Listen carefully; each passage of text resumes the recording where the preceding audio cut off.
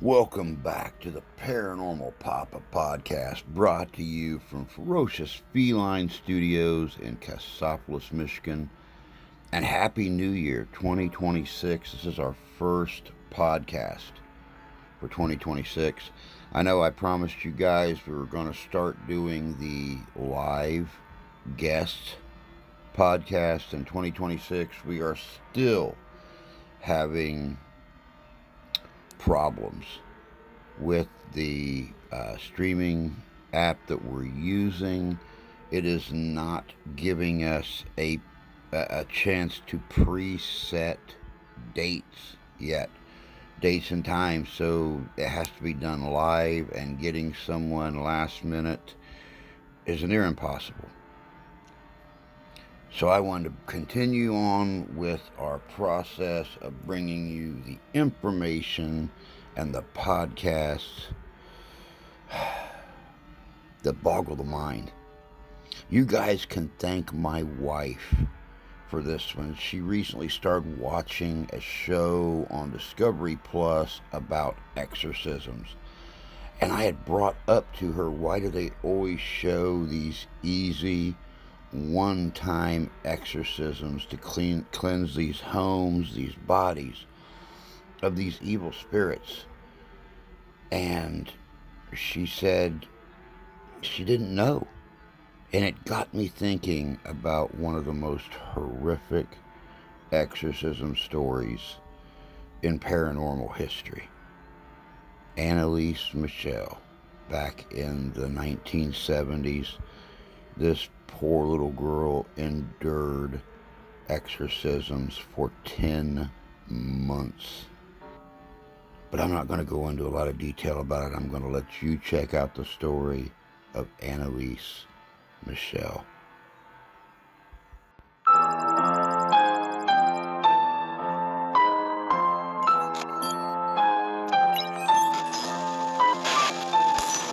Anneliese Michel's story begins in a quiet corner of Bavaria, in the small town of Klingenberg.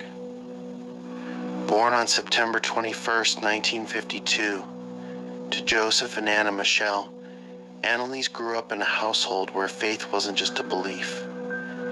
It was a way of life. The Michels were devout Catholics, attending Mass twice a week, their home filled with the symbols and rituals of their religion. But beneath the surface of their piety lay a shadow, a secret that shaped the family's faith and ultimately Anneliese's tragic path. Anna Michel carried the weight of her past like a penance. Years before Anneliese was born, Anna had given birth to an illegitimate daughter, Martha, a fact that brought deep shame upon the family and their conservative religious community. When Anna married Joseph, she wore a black veil over her wedding gown, a symbol of her repentance. This act of contrition defined her life going forward, in many ways shaped the upbringing of her children. For Anna, suffering was a path to redemption. She believed that faith was not just about prayer and devotion, but about sacrifice and atonement.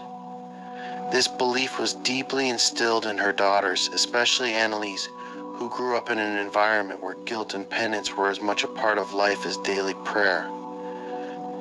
Anneliese was encouraged to offer her discomfort to God as a form of spiritual purification. It was not unusual for her to sleep on a bare stone floor, fasting and praying as an act of atonement for the world's sins. But even as the Michels adhered strictly to their faith, tragedy struck the family. Martha, Anna's first daughter, died at the age of 8 due to complications from a kidney operation. Her death left a deep scar on the family, a silence that lingered in their home and in their hearts. Anna, convinced that Martha's death was part of a divine plan, doubled down on her faith. She prayed fervently, clinging to the belief that suffering brought one closer to God.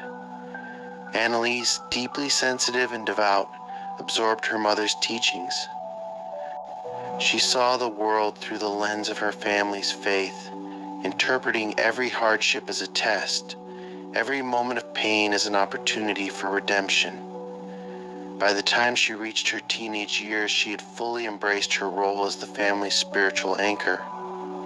Her classmates described her as quiet, withdrawn, and deeply religious. Anneliese was the kind of girl who seemed almost too good for the world around her, dedicated to her faith in a way that set her apart. But it was during these years that the first signs of trouble began to appear. At the age of 16, Anneliese experienced her first convulsion. It came without warning, a sudden and terrifying event that left her disoriented and confused. She was diagnosed with temporal lobe epilepsy, a condition that caused seizures, memory loss, and in some cases hallucinations. Her doctors prescribed anticonvulsant medication, hoping to manage her symptoms, but the seizures continued. Over the next few years, Anneliese's condition worsened. She began to experience vivid hallucinations and bouts of severe depression. She saw faces that weren't there, heard voices whispering terrible things in her ears. These voices told her she was damned, that she would rot in hell, that she was beyond salvation. Anneliese confided in her family and doctors, but no one seemed to have answers. The medication didn't help. The prayers didn't help. The voices persisted, and so did the darkness that seemed to envelop her. By the time she reached her early 20s, Anneliese's struggles had become impossible to ignore. She became intolerant of religious symbols, unable to look at crucifixes or walk past Christian shrines. On a pilgrimage to San Damiano, a site of religious significance, Anneliese reportedly found herself unable to approach the shrine. She described the soil as burning beneath her feet, the images of saints as too blinding to look at. To those around her, it seemed as though she was rejecting everything she had once held sacred. Her family began to suspect that something more sinister was at play. This was not just epilepsy, they believed. This was something darker, something spiritual. They turned to the church for help, reaching out to local priests to request an exorcism. But their pleas were met with skepticism. The priests recommended that Anneliese continue her medical treatment, insisting that she didn't meet the criteria for possession. Without approval from the bishop, there could be no exorcism. But Anneliese's condition continued to spiral. She became more withdrawn, more isolated, her behavior growing increasingly erratic. She injured herself, drank her own urine, and ate insects. Her weight dropped dramatically as she began to refuse food. And still, the voices persisted. By 1975, after years of suffering, the family found a priest who believed them. Father Ernst Alt, a man deeply convinced of the existence of demonic possession, agreed to help. He wrote to the local bishop, Joseph Stengel, petitioning for permission to perform an exorcism. The bishop granted the request, assigning another priest, Father Arnold Renz, to assist Alt. Together, they began what would become a harrowing and ultimately tragic attempt to save Anneliese Michel. The exorcisms began in September of that year, conducted in secret within the Michel family home. Over the course of 10 months, Anneliese endured 67 sessions, each lasting several hours. The priests recited prayers, chanted ancient rites, and confronted the supposed demons that they believed had taken hold of her. Anneliese, frail and emaciated, fought back, her body convulsing, her voice growling in a way that seemed almost inhuman. Så låsen hast månad, weißt du ja, ne? Ja, Låsen kann aber die wenigsten beten. die längste. Ja. Und in der Kirche wird am allerwenigsten gebeten, weil die Herrn Pfarrer ja das für Unmodern halten. Ja, Ja. alle? Fast. Die sind ja so blöd, wenn sie eine Ahnung hätten. The events that followed would haunt all those involved, casting a long shadow over the small town of Klingenberg and sparking a debate that continues to this day. Was Anneliese Michel truly possessed, or was she a young woman failed by those who should have cared for her? As the exorcisms intensified, so did the suffering, and Anneliese's story would soon take a devastating turn.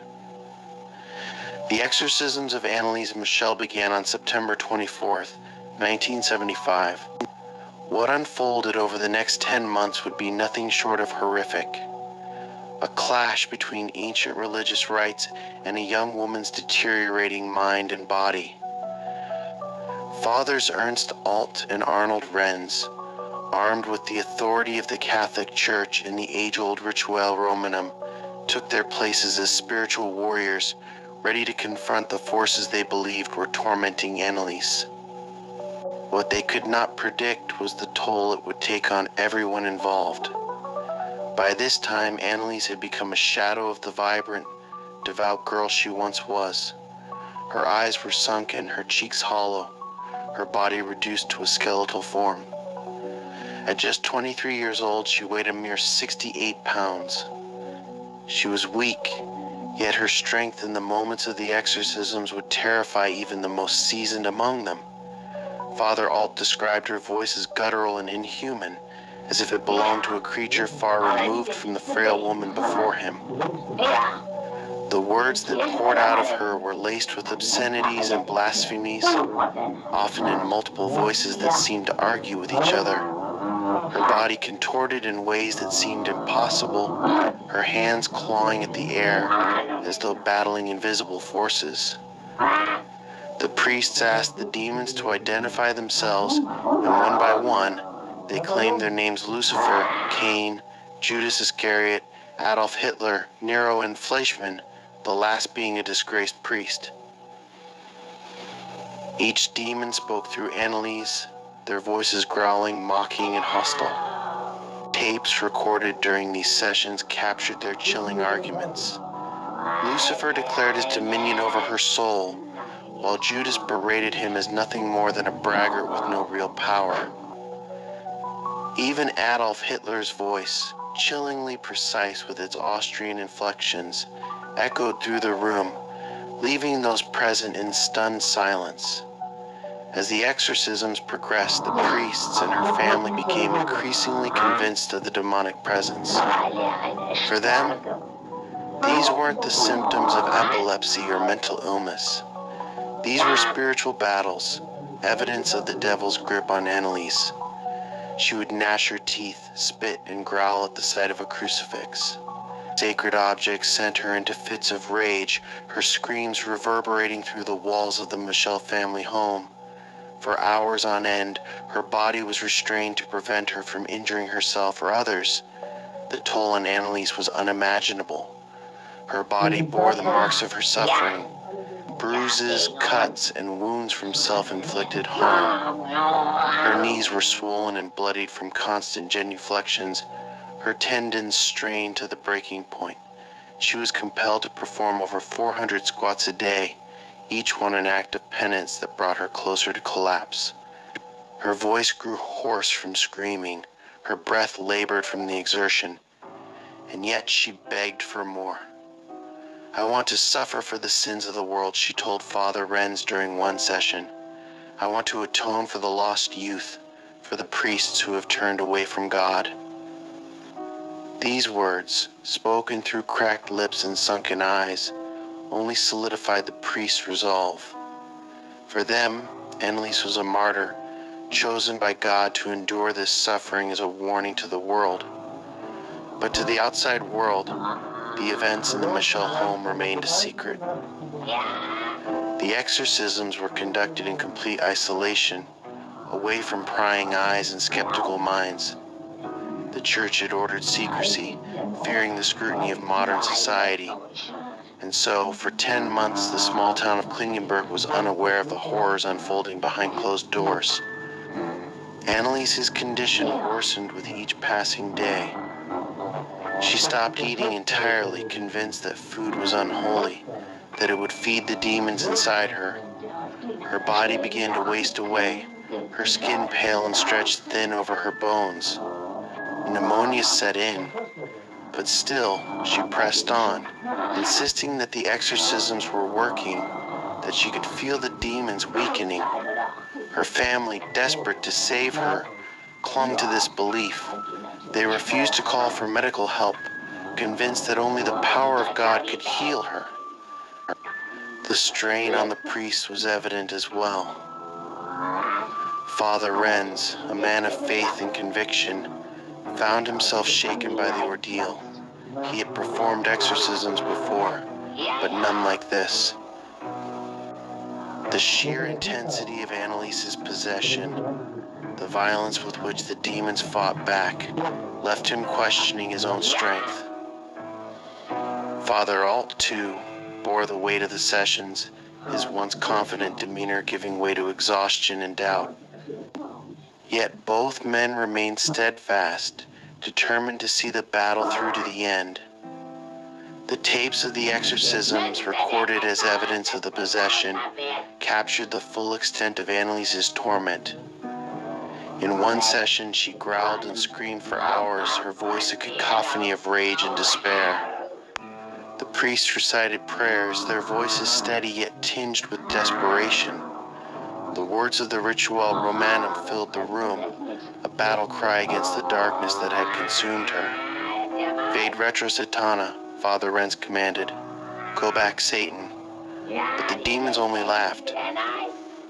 One particularly harrowing session revealed the demons' manipulation. They spoke of Anneliese's suffering, mocking her pain, taunting her with visions of hell. They told her that her prayers were useless, that God had abandoned her.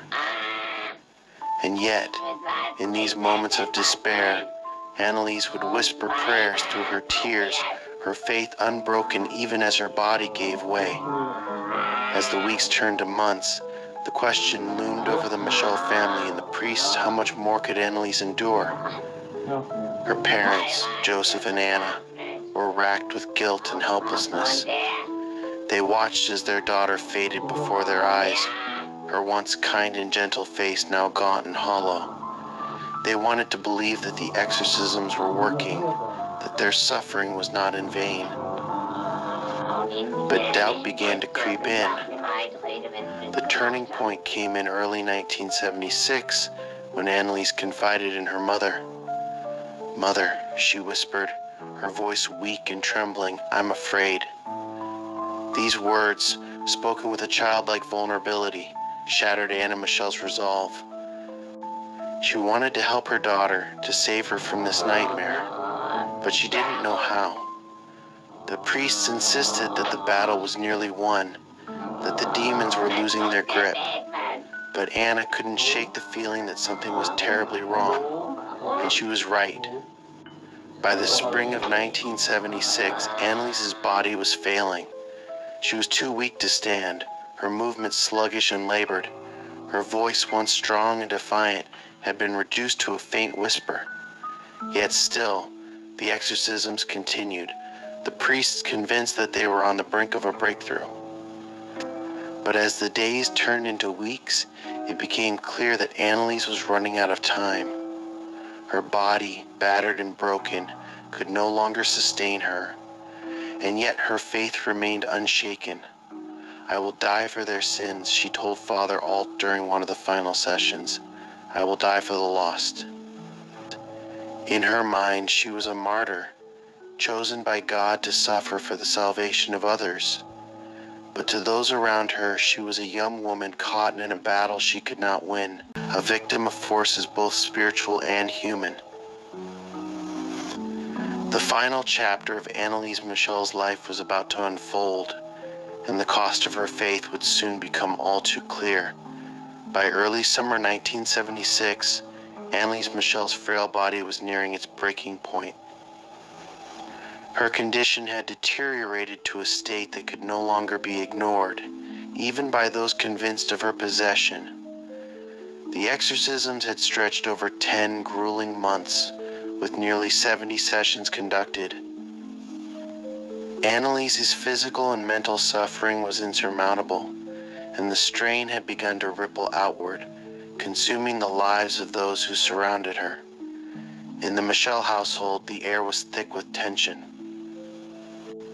The priests, Father Alt and Father Renz, continued their rituals with growing urgency, reciting the Ritual Romanum in a battle they believed was spiritual.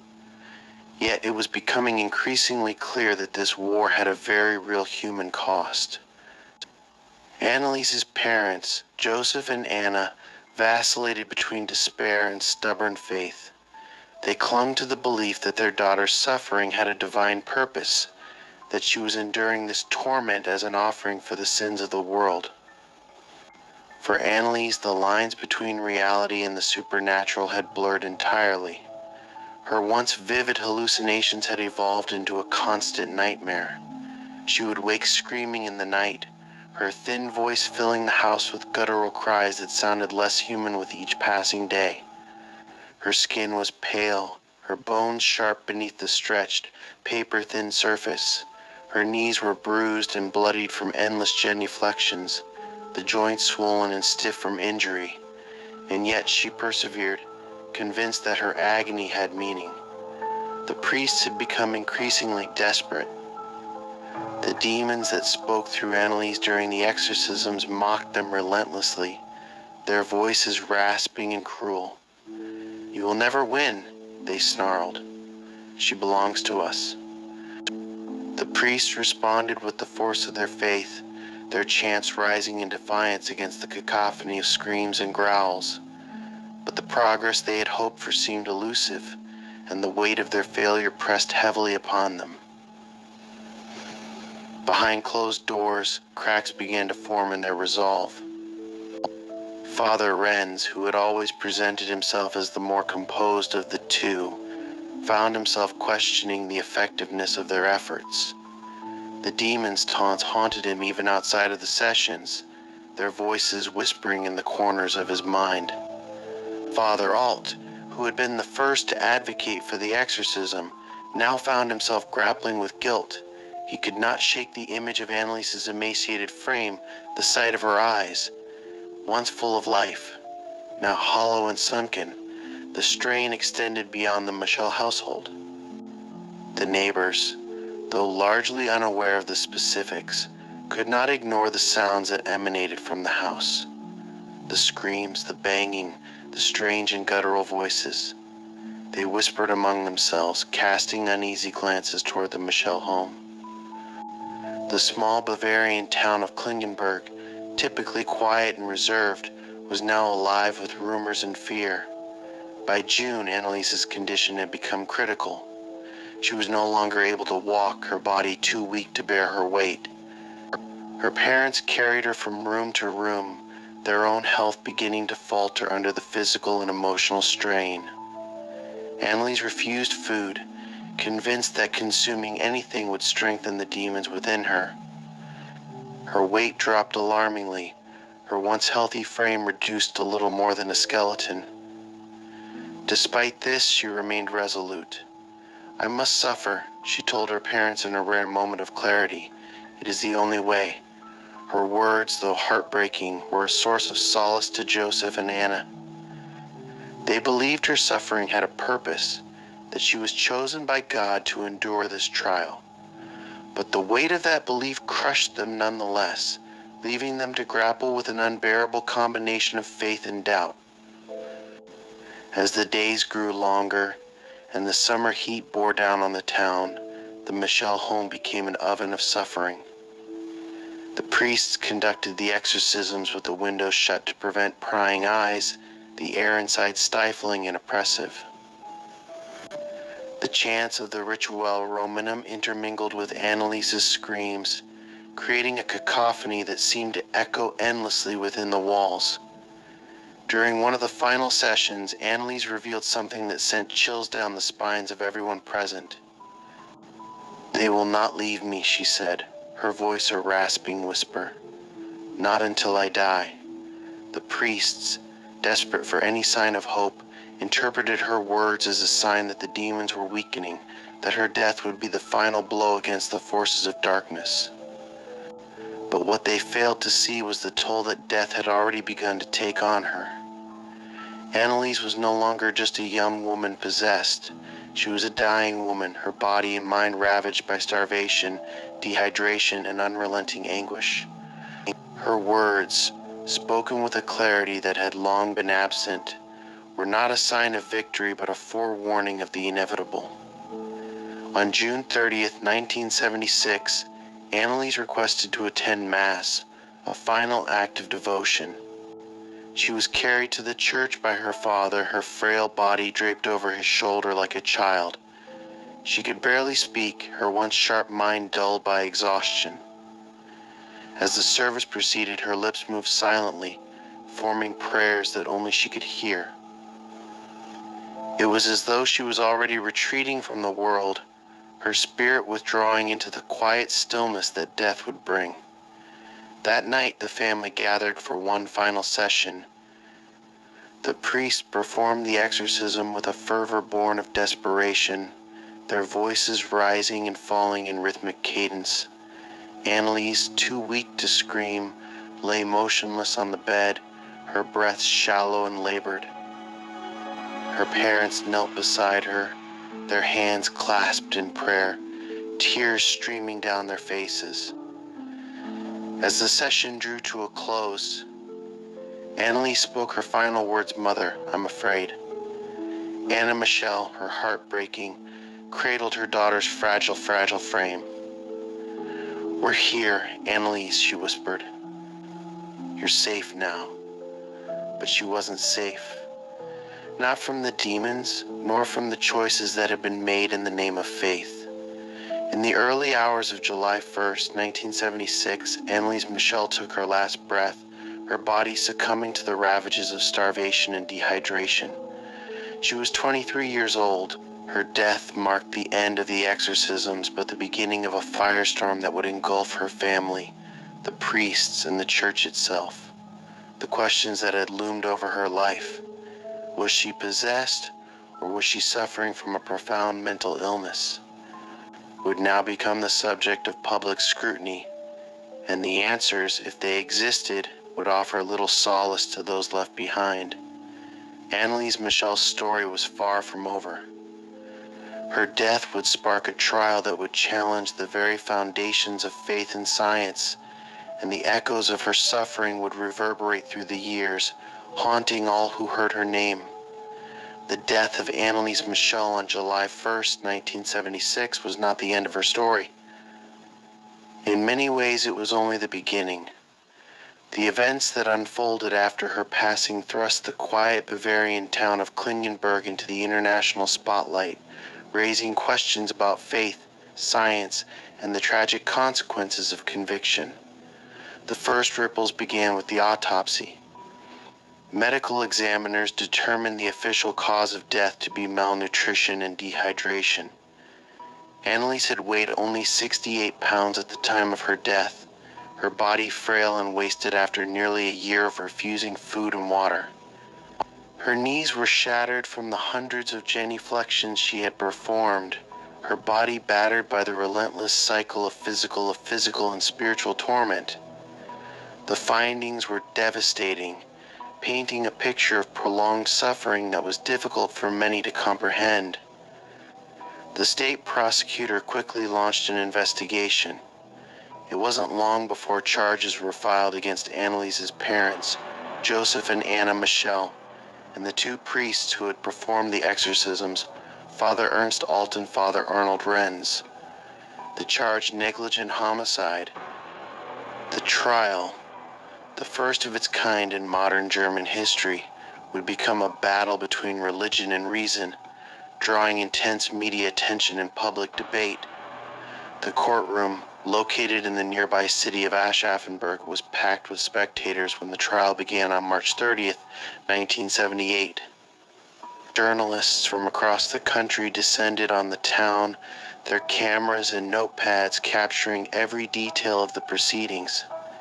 Among the attendees were curious locals, devout Catholics, and skeptics eager to hear the evidence. At the heart of the trial was a single, agonizing question: was Anneliese Michel possessed, or was she suffering from a severe mental illness? defense argued that the exorcisms had been performed in good faith, an act of spiritual intervention for a young woman believed to be in the grip of demonic forces. The prosecution countered that Anneliese had been a victim of untreated medical conditions and an extreme religious environment that had compounded her suffering. Tapes of the exorcisms were played in court, offering a chilling glimpse into Anneliese's torment.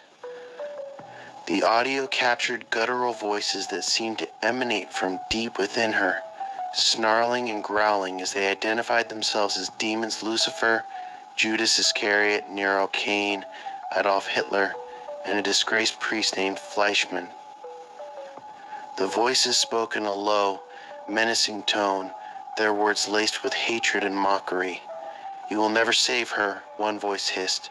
"She is ours." For the defense, the tapes were proof of possession, evidence of a supernatural struggle that had claimed Anneliese's life. For the prosecution, they were a heartbreaking testament to the psychological and physical toll of her untreated illnesses. Experts testified that Anneliese had likely suffered from a combination of temporal lobe epilepsy, schizophrenia, and psychosis, conditions that would have explained her hallucinations, her compulsive behaviors, and her inability to eat.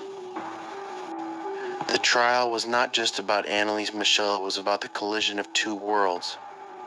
One rooted in faith and ancient rites, the other in science and modern medicine. The judges were tasked with navigating these opposing forces, weighing the evidence against the deeply held beliefs of the defendants. Father Alt and Father Renz took the stand, their faces drawn and weary. They spoke of their conviction that Anneliese had been possessed, describing the horrors they had witnessed during the exorcisms. They argued that her suffering had a purpose, that she had chosen to endure the torment as an act of atonement for the sins of others. She wanted to save lost souls, Father Alt said, his voice trembling. She believed it was her duty. Anneliese's parents, too, maintained their belief in her possession. Anna Michel, her face lined with grief, told the court that she had seen the stigmata appear on her daughter's hands, the sign she believed was from God. "We did what we thought was right," she said. "We followed our faith." But the testimony of medical experts painted a starkly different picture. Neurologists and psychiatrists described a young woman in the throes of mental illness, her symptoms exacerbated by the lack of proper treatment. They argued that her hallucinations and compulsions were not the work of demons, but the manifestations of a troubled mind. One doctor, who had treated Anneliese before the exorcisms began, testified that her death could have been prevented if she had been hospitalized and fed intravenously. The verdict came on April 21, 1978. All 4 defendants were found guilty of negligent homicide. The priests received suspended 6-month prison sentences and were placed on probation for 3 years. Anneliese's parents were spared any punishment, as the court ruled that they had already suffered enough. The sentences were controversial, seen by some as too lenient and by others as too harsh. For the church, the trial was a moment of reckoning. The public scrutiny brought by the case forced Catholic leaders to reevaluate the practice of exorcism, leading to stricter guidelines and a greater emphasis on medical evaluation. Bishop Joseph Stangl, who had authorized the exorcism, later stated that he had not been fully aware of Anneliese's condition and expressed regret over the events. In the years that followed, Anneliese Michel's grave became a site of pilgrimage for those who believed in her sanctity. Visitors left flowers and notes praying for her intercession. Some saw her as a martyr, a young woman who had sacrificed her life to combat the forces of evil.